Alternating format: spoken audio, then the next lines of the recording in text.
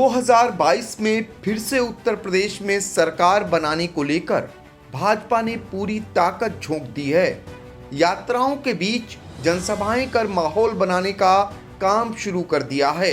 सोमवार को सीतापुर के लहरपुर विधानसभा क्षेत्र में अकबरपुर में भाजपा की हुई विशाल जनसभा में उमड़ी भारी भीड़ को पाकर मुख्यमंत्री योगी आदित्यनाथ से लेकर केंद्रीय मंत्री कौशल किशोर, कैबिनेट मंत्री जितिन प्रसाद, राज्यसभा सांसद नीरज शेखर, सीतापुर सांसद राजेश वर्मा, मिश्रिक सांसद अशोक रावत, जिला पंचायत अध्यक्षा श्रद्धा सागर, महौली विधायक शशांक त्रिवेदी, सेवता विधायक ज्ञान तिवारी, मिश्रिक विधायक रामकृष्ण भार्गव जहां सरकार की उपलब्धियों का खूब बखान किए, वहीं विपक्षी दलों पर गरजे।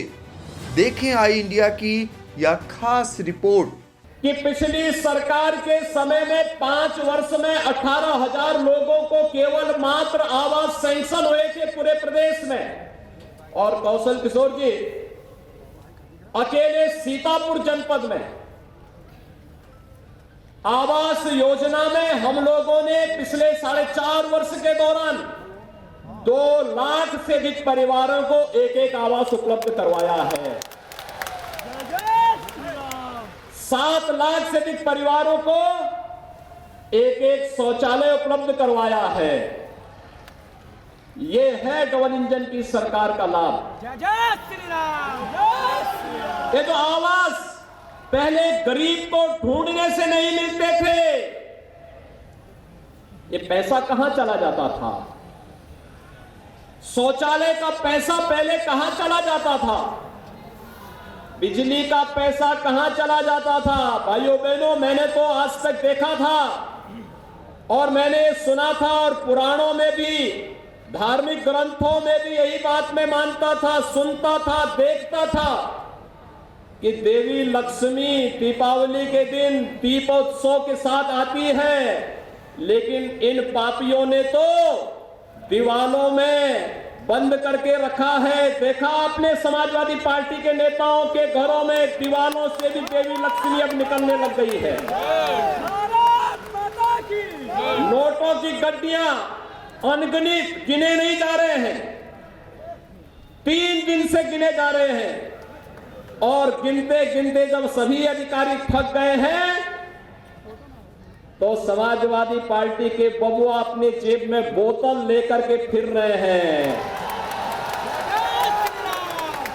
अब उनको अपना असली चेहरा जनता के सामने जब नहीं दिखाई दे रहा है तो स्वीडन में बनी हुई बोतल को अपनी जेब में रख करके एक नई नौटंकी करते हुए दिखाई दे रहे हैं। भाइयों बहनों, अब समझ में आया होगा कि बुआ और बबुआ नोटबंदी का विरोध क्यों करते थे। ये नोटबंदी का विरोध क्यों करते थे? क्योंकि प्रदेश को लूट करके इन लोगों ने अपने घरों की दीवारों में नोट को कैद करके रखे हुए थे और इनको भय था कि अगर मोदी जी इन नोटों को चलन से दूर कर देंगे तो ये लोग अपने हाथ पर कटोरा रह करके घूमते रहेंगे और फिर इनको कुछ नहीं मिलने वाला है। और भाइयों बहनों, मैं आप सबसे यही कहना चाहता हूं, आज प्रदेश के अंदर आप पश्चिमी उत्तर प्रदेश में जाएंगे, बड़ी भयावह स्थिति थी। 2017 के पहले 2014 के लोकसभा चुनाव में जब हम लोग निकलते थे, 2017 में जब विधानसभा चुनाव में हम लोग पश्चिमी उत्तर प्रदेश में गए थे, किसी कार्यकर्ता के घर में जाते थे, परिवार के सदस्य एक ही बात कहते थे, हमें इस नरक से कैसे निजात मिलेगी, कैसे निजात मिलेगी। मैं पूछता था क्या हो गया, कहते थे बेटियों को स्कूल नहीं भेज पा रहे हैं। क्या हो गया? कहा सब गुंडे परेशान करते हैं, कभी भी उठा के ले जाते हैं। क्या आज किसी बेटी को कोई छेड़ने का दुस्साहस करेगा?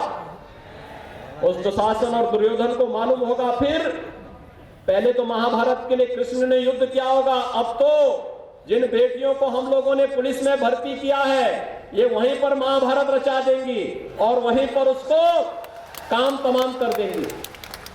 सन 2014 से लेकर 2017 तक, जब तक आपकी बीजेपी की सरकार नहीं आई, उत्तर प्रदेश में पूर्ण सपा की सरकार में केवल 5 साल में 18,000 आवास मिले, 18,000 आवास पूरे प्रदेश में। लेकिन जब योगी जी की प्रदेश में सरकार बन गई तो इस 4.5 साल में 45 लाख आवास गांव और शहर में हमारी योगी जी की सरकार ने देने का काम किया। साथियों, शौचालय देने का काम किया। 50 करोड़ जनता को मुफ्त में इलाज मिला है। इस कोरोना के पीरियड में जब लोगों के पास रोजगार नहीं था, हमारी सरकार ने लोगों को मुफ्त में राशन देने का काम किया। आज 5 किलो प्रति यूनिट पे राशन महीने में 2 बार केंद्र की मोदी जी की सरकार दे रही है। माननीय मुख्यमंत्री जी ने कहा हम उत्तर प्रदेश की जनता को 5 किलो राशन अलग से देने का काम करेंगे। आज आपको 10 किलो राशन मिल रहा है, महीने में 2 बार 10 किलो राशन मिल रहा है। माननीय योगी जी ने गरीबों को, किसानों को, दलितों को, पिछड़ों को, कमजोर तबके को, मजदूर तबके को, मेहनत करने वाले लोगों को, उन लोगों को ये चीजें उपलब्ध कराने का काम कर रहे हैं। उत्तर प्रदेश में पहले 8 घंटे बिजली मिलती थी। तो आप लोगों को विचलित नहीं होना। चुनाव में तो तमाम लोग आ जाते हैं, मदारी करें, डमरू बजाएं और बड़ी बड़ी बातें, लचीदार घोषणाएं, और जिस दिन चुनाव खत्म होता है गायब हो जाते हैं, ढूंढे नहीं मिलते। क्या फर्क है भाजपा में और अन्य पार्टियों? मैंने तो बहुत गहराई से साथ व्यक्त किया और मैं इस निष्कर्ष पर पहुंचा कि अगर इस देश में सही मायने में कोई राष्ट्रीय दल है तो वो भारतीय जनता पार्टी है और कोई दल राष्ट्रीय दल नहीं रहेगा। ये सब क्षेत्रीय दल है। क्षेत्रीय दल एक जमाने में जिन्होंने बनाए होंगे उनका तो त्याग तपस्या होगी, मगर आज के वक्त ये क्षेत्रीय दल व्यक्ति विशेष के हो गए हैं, प्राइवेट लिमिटेड कंपनियां हो गई, चंद लोग इन्हें चलाते हैं और उनके इर्द गिर्द जो लोग घूमते हैं उन्हीं को सुविधाएं मिलती। मगर ऐसा हमारी पार्टी में और भारतीय जनता पार्टी में नहीं है। ये संस्थागत तरीके से चलती, यहाँ जनता और कार्यकर्ता से लोकप्रिय होता है। ये फर्क है। ये समझाना होगा कि क्षेत्रीय दल, ये छत्रबाद, ये कभी देश का भला नहीं कर सकते, कभी प्रदेश का भला नहीं कर सकते, कभी जनता का भला नहीं कर सकते। ये वो क्षेत्रीय दल होते हैं जो सिर्फ व्यक्ति विशेष और उनके इर्द गिर्द घूमने वाले व्यक्तियों का भला कर सकते हैं। तमाम पार्टियां विभिन्न प्रकार की बातें करती है, हमारे नेताओं को अवसर कहने का काम करती है। मैं उनसे बताना चाहता हूं कि 2022 का जो युग है ये आपकी परिवर्तन का युग है। 2017 परिवर्तन युग था, अब ये आपकी परिवर्तन का युग है और 2022 से 2027 के बीच में ये हमारा प्रदेश बहुत ही विकास करके देश में नंबर 1 बनेगा। पूरे भारतवर्ष में हमारा प्रथम राज्य होगा जो डेवलपमेंट में, शिक्षा के मामले में, विकास के मामले में हर तरीके से सक्षम होगा। आपको बताना चाहता हूँ कि साथियों अभी चुनाव आएगा, बड़ी जगह हम लोग करेंगे। आज ऐसे मौके पर आपको संकल्प लेके जाना है और मैं तो भोलेनाथ के दरबार में आपसे इतना कहना चाहता हूँ कि उनका आशीर्वाद लेकर के आप लोग जाइए। भारतीय जनता पार्टी के प्रत्याशी को अपनी पूरी ताकत के साथ लेकर आइए।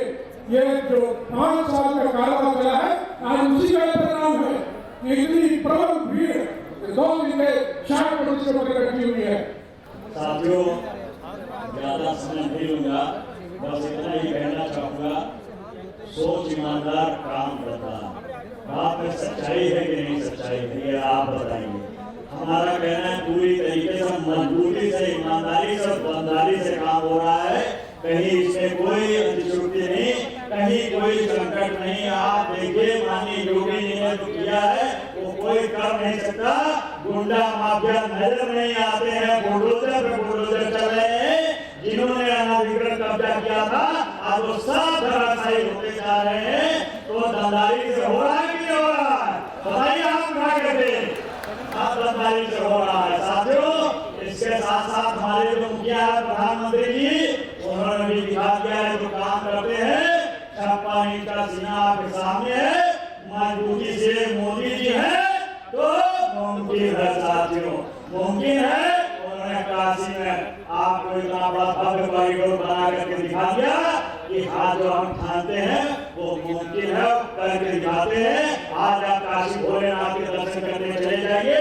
आज हमारी धार्मिक संस्कृति पूरी तरीके से निकल करके आ रही है। साथियों आप सबको पता होगा, और अभी तक जो लोग कहा करते थे ये साथियों ये राम मंदिर की तारीख नहीं बताएंगे, आज तारीख भी बता दी। और बहुत जल्द हम लोग इस प्रदेश में सरकार बना करके भगवान श्री राम के दर्शन करने जाएंगे साथियों। ये सब आप सबके आशीर्वाद से है, और ये आशीर्वाद बनाए रखना है। आने वाला समय चुनाव का है, आप सब पूरा अपना आशीर्वाद माननीय योगी जी को देंगे और इस प्रदेश में पुनः सरकार बनेगी। और इससे भी दमदारी से काम होगा साथियों। जो अभी तक वो कर रहे हैं ये अभी धीरे धीरे से प्रयास हो रहा है। जैसे 14 में जब सरकार बनी थी और उसके बाद 19 में सरकार बनी तो क्या दमदारी से काम हुआ? कश्मीर जो हमारा मुकुट था वो हमारा मुकुट हो गया और भारत का झंडा कश्मीर में गाड़ दिया गया, और आज वहां पर झंडा लहराता दिखाई देता है साथियों। तो ये है हमारा दमदारी का काम साथियों। ज्यादा समय लेकर के आपके बीच में बहुत से पता है, मैं अपनी भाई को विराम देना चाहूंगा। जय हिंद, जय भारत। आपसे ही आग्रह और विनती करना है। बलिया जिले आपको पता है कि क्रांतिकारियों की जमीन है, और वहां से मैं आपसे विनती और आग्रह करना है। मैं पहली बार मुझे सौभाग्य मिला है बोलने का और ये बात कहने का कि जिस तरह पिछले 4.5 साल में उत्तर प्रदेश सरकार ने काम किया, मैं ज्यादा बात के मामलों की सारी बातें हमारे नेता कह चुके हैं, लेकिन दो चीज जो पूरे देश में ऐसी बात होती है, आप लोगों के आशीर्वाद से पूरे देश में गाने का मौका मिलता है। उत्तर प्रदेश की दो बात जो हर जगह बोली जाती है कि कानून व्यवस्था और जो विकास का काम हुआ। मैं आप लोग से आगे यही करना चाहता हूं कि अगर आप चाहते हैं उत्तर प्रदेश का विकास हो, यही अनुरोध आप लोग से करना है। क्योंकि अगर विकास के लिए कोई चीज जरूरत होती है तो सबसे ज्यादा कानून व्यवस्था। जिस प्रदेश में कानून व्यवस्था नहीं होगी, क्योंकि आप लोग जानते हैं कि मैं पहले का भी दौर देखा, आप लोगों का मैंने कुछ शरीर से देखा है कि कोई उद्योगपति इस प्रदेश में नहीं आना था। आज इसलिए आ रहा है क्योंकि कानून व्यवस्था अच्छी, और उसके बाद इंफ्रास्ट्रक्चर होना चाहिए, अच्छी सड़कें होनी चाहिए, बिजली मिलनी चाहिए। और वो आपके सामने सड़कों का जहां जिस तरह काम चल रहा है, बिजली का काम जिस तरह चल रहा है, मैं आप लोगों को विश्वास दिलाना चाहता हूँ कि आप लोगों ने जो 5 साल के लिए आशीर्वाद दिया था, अगर अगले 5 साल के आशीर्वाद लेंगे तो हम लोग का उत्तर प्रदेश राज्यों में सबसे नंबर 1 का राज्य होगा। इस साल आपको विश्वास दिलाता हूँ और आप लोगों से आग्रह इसलिए करना है, विनती करना है। बहुत सी माननीय मुख्यमंत्री जी ने हमारे लिए ऐसी सौगातें दी हैं जो मोस्टली दलित लोगों के लिए, जैसे कि मैं दलित की बेटी हूँ, बताना चाहती हूँ कि दलित भाई जो हमारे किसान भाई हैं, उनको जो भी गरीबी रेखा से नीचे हैं, उनके गाँव में उनके किसानों के लिए 10,000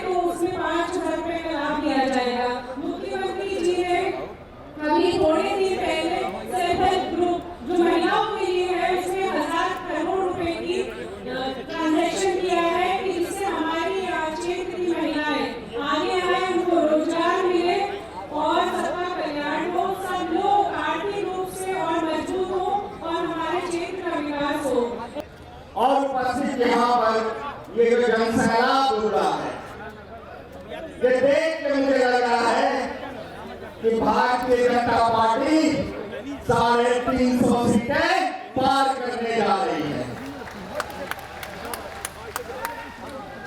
मुझे विश्वास है ये जो लहरपुर से ये जो सीतापुर के लिए आज बिगुल बजा है, ये केवल लहरपुर और सीतापुर पे नहीं रुकने जा रहा है। ये आसपास सीतापुर, संग्रामपुर, लखीमपुर, हरदोई, बहराइच, अवध क्षेत्र में सभी की सभी विधानसभा की सीटें भारतीय जनता पार्टी जीतने जा रही है। ये जो जनविश्वास यात्रा चली पूरे प्रदेश में चल रही है, ये यात्रा, इस यात्रा का जो विश्वास आपने जगाया है यात्रा पे, और इस भारतीय जनता पार्टी पे जो विश्वास, आप देखिए और सोचिए, गौर करिएगा, आजादी के 75 वर्षों में अगर 2017 के पीछे विगत 70 वर्षों की तरफ हम जाएंगे, जो लोग झुग्गी झोपड़ी में रह रहे थे, उन लोगों के लिए प्रधानमंत्री आवास देने का किसने काम किया? मोदी जी जब भेजते थे दिल्ली से प्रधानमंत्री आवास कि हम गरीबों को 1,20,000 का आवास देंगे, उत्तर प्रदेश की समाजवादी पार्टी सरकार वो 1,20,000 को 3 से गुणा करके 3,60,000 का चिन्हित लोगों को, चिन्हित परिवारों को, चिन्हित गांवों को और चिन्हित विशेष वर्गों को आवास देने का काम करती थी। मित्रों, ये समाजवादी पार्टी सरकार का चेहरा था। आज महिलाओं की सुरक्षा और सम्मान के लिए प्रत्येक दरवाजे पे शौचालय बने, अगर इसकी किसी ने चिंता की हुई है तो उत्तर प्रदेश की योगी सरकार ने की हुई है और दिल्ली की मोदी सरकार ने की है। प्रदेश की सरकार ने आवास और शौचालय इतने लिए उत्तर प्रदेश में सबसे ज्यादा अगर आवास बने हैं तो सीतापुर जिले में बनाए गए हैं। गरीबों की सुने नहीं थी, मोदी जी योगी ने इतना बड़ा पुण्य का काम किया है साथियों, हम लोग उनको धन्यवाद देते हैं। और विशेषकर दलित कमजोर वर्ग की तरफ से मोदी जी और योगी जी उत्तर प्रदेश सरकार को, क्योंकि गरीबों की आवश्यक नहीं थी, यहाँ तो बर्दाश्त होती थी, हमारे चौपड़ पड़ते थे जब आग लगती थी गर्मियों में। आज मैं गर्व के साथ कह सकता हूँ कि हमारी प्रदेश और देश की दोनों सरकारें माननीय मोदी जी के और योगी जी के नेतृत्व में अंत्योदय का पालन करते हुए समाज के अंतिम व्यक्ति तक योजनाओं का, सरकारी योजनाओं का लाभ पहुँचाने का काम कर रही है। साथियों, निश्चित रूप से पिछले 5 साल में और केंद्र की 7-8 साल की सरकार में अंतिम पायदान का बड़े व्यक्ति का उदय हुआ है और लाभ मिला है सरकारी योजनाओं का।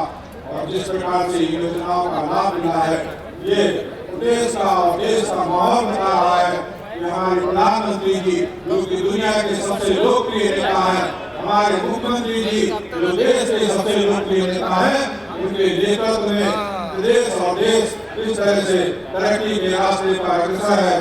साथियों, आज इस मंच के माध्यम से आप सबसे एक छोटा सा निवेदन करते हुए अपनी बात को समाप्त करूंगा।